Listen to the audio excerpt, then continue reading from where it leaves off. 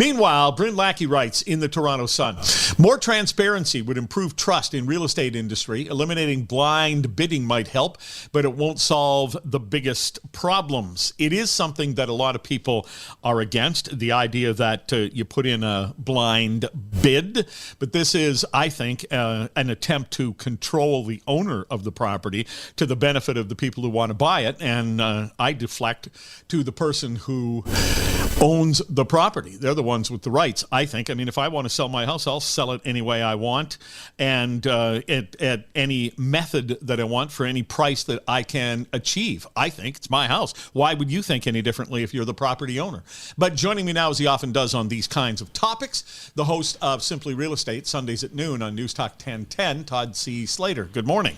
Good morning, Jerry. I would like to point out for some people who've been writing in, because this has happened before, the C is a middle initial. His name's not Todd C. Yeah.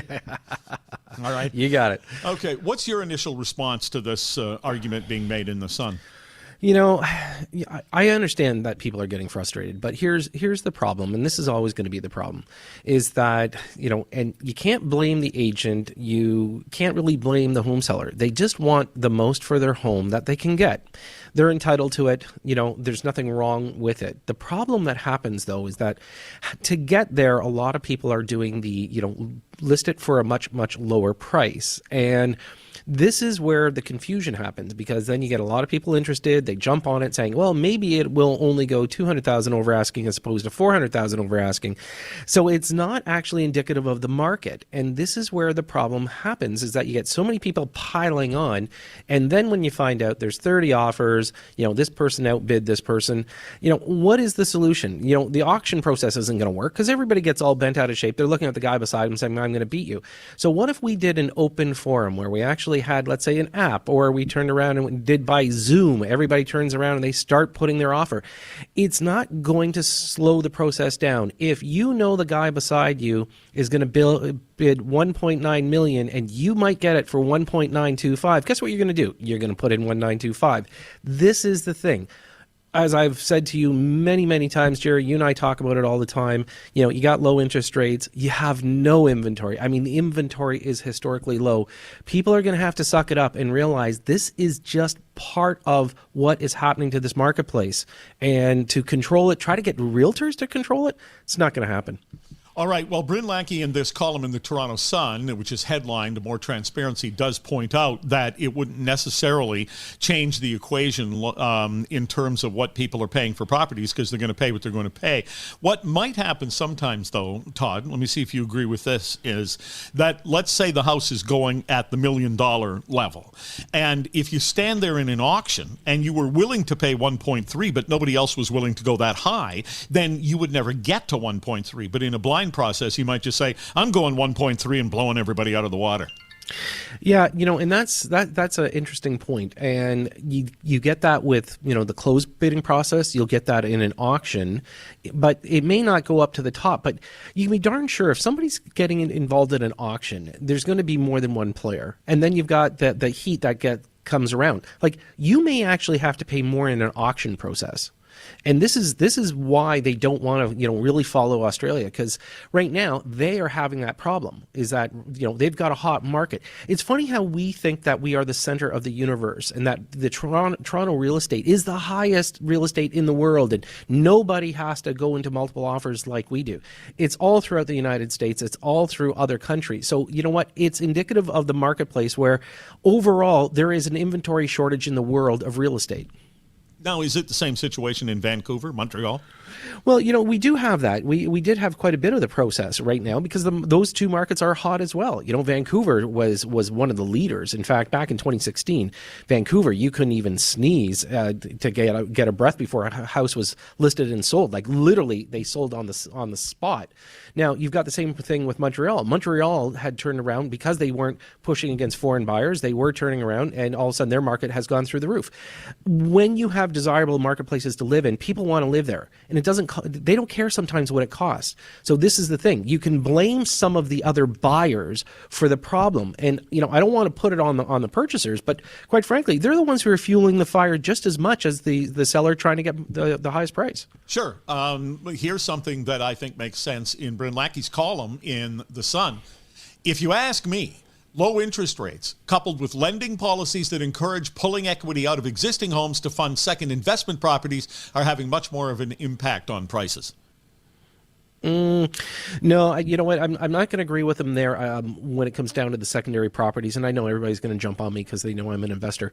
The biggest thing for people, and we have to realize, is that we also have an inventory shortage for rentals. So if we don't have some of those people buying that secondary property that are actually playing landlord, we've got a problem there too. And just so you know, we did a quick study. So I did reach out to some of the boards, and we were able to find out that right now you have less than 2% of the marketplace being the flip market, which means they own the property for less than a year. That's 2%. That's not what's changing the actual, landscape of real estate right now.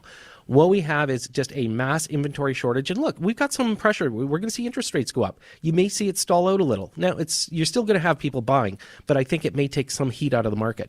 Well, there are people who want some sort of process to make it cheaper to buy the properties that already exist. And people can dislike this as much as they want. If I own the house and I want to sell it, I'm going to sell the house any way I choose to sell it. And if you don't like that, don't buy my house. It's my house, not yours, until you convince me that you've given me a good enough offer that I will accept it and sell you the property. Right, and there should be no government intervention that then turns around and restricts a seller in the way that they want to sell the house. They should not, and they need to stay away from that part of the equation. You know what? You can turn around and you can mandate realtors to say, no, everybody has to know what the bids are like. Fine, so be it. But you can't turn around and tell a seller, you must do it this way, and you may only make so much money on your house. And this is the one thing that we just do not need any government intervention on. All right, now here's a text message. He means you, Todd. Yep. He won't say that it's laundered money that's flowing into the housing market and skyrocketing the prices. Not even close. You know what? And I think there's some of that happening. There is, but it's not at the same level that people want to take it. Look, everybody thought foreign buyers back in 2016, 2017 were actually controlling the market 20, 30, 40%. It came down to 4%. Okay, 4% of foreign buyers. Now, look, can we find and track absolutely every single person? No. Do we do our best to do it in the industry? Of course. Everybody tries to use FinTrack. They try to make sure they know where the source is, make sure that people aren't laundering. Is there a little bit of that in every industry? I'm sure there is. When it comes down to real estate, that's not the leading factor of why we're seeing these prices increase. If nobody wants to sell their house and you've got nothing to sell, that means all that pent-up demand, if one jumps into the market, people will jump all over it. If you got low interest rates, people are going to buy because they can afford it. Those are the two biggest factors that we've got driving this market. Now, another person writes, speculators have an insatiable appetite for more inventory. Well, speculators are jumping into, let's say, the new build market, and they're speculating 5 years out. So you'd have to talk to somebody that turned around and bought in 2017. And by the way, 2017 wasn't exactly an attractive market. That's where we saw the downturn. So we had some speculators kind of bail out on that market. Here's the biggest thing is that some of these speculators, or people that deem to be speculators, are the ones that hold it for a couple of years. They're going to pay capital gains. They're going to pay their dues. It's not like they get a free ride on this. So ultimately, in the end, look, they're going to put some tax dollars back in the government's pockets. All right. Well, this is just a situation, I suppose, to some degree, of the song that never ends. Like it's a huge problem here in the GTA, and it's going to be for a while. It will be, Jerry, and there's no instant answer on it. Not at all. Todd C. Slater is the host of Simply Real Estate, Sundays at noon on News Talk 1010, and I appreciate your time, Todd. Thanks very much. Thanks so much, Jerry.